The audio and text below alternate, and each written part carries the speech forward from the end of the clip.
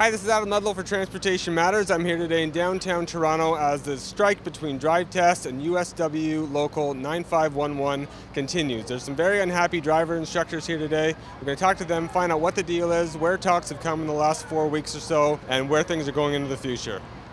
About 120 people took part in the 2-hour rally, which attracted 15 transport trucks and 50 driving schools. Leading the charge was Union President Jim Young. Our reason here today is that we want to show and demonstrate to the employer that we are unified, not just with the employees, but also the people who are directly involved, such as the driving schools, commercial and recreational vehicles, and they are adversely affected also. The message is that we want a fair and just collective agreement. We're hoping that once we do return back to the table, that they will entertain language that will be a little more receptive towards its members and the local union, along with everyone else who's involved. Some of those issues we're going to be dealing with is job security, recognizing seniority, management performing bargaining unit work, health and safety within the general public, and with the employees. Of the 50 driving schools that showed up for the event, 15 represented commercial driving, including Jay's Truck Training School. Last 4 weeks, we can't put any applicant for the road test. We are waiting for the strike to over. And CERCO, they don't have any alternative arrangement. We can't put anybody for the road test, even we don't have new students, because nobody going to want to, they know they can't go for the road test. So it's really affecting for not only truck training school, car driving schools. There are 5,000 car instructors in Metropolitan and more than 1,000 truck training schools, everybody affected. So they had to come immediately, do some sort of alternative arrangement.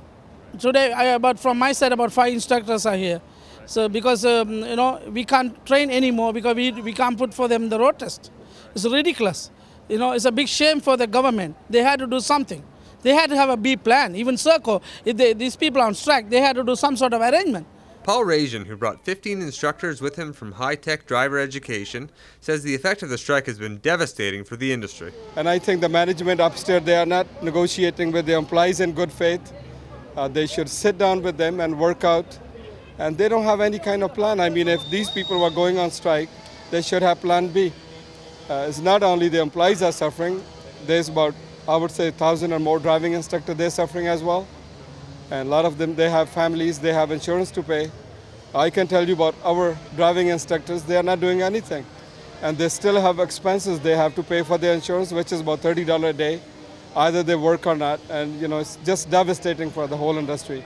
Jim Young stressed the importance of a speedy wrap-up to negotiations with DRIVETEST, citing the thousands of lives that have been affected by the strike. Well, I just want everyone to be aware that, the people that are affected by this, even the driving schools, and it multiplies several times over. It deals with the driving schools, their applicants and students, and we're dealing with thousands and thousands of people, especially if they are trying to attain their first license, and it's not just for recreational purposes, but for commercial and their livelihood. And by getting back to work sooner or getting back to the table, we're able to rectify an agreement.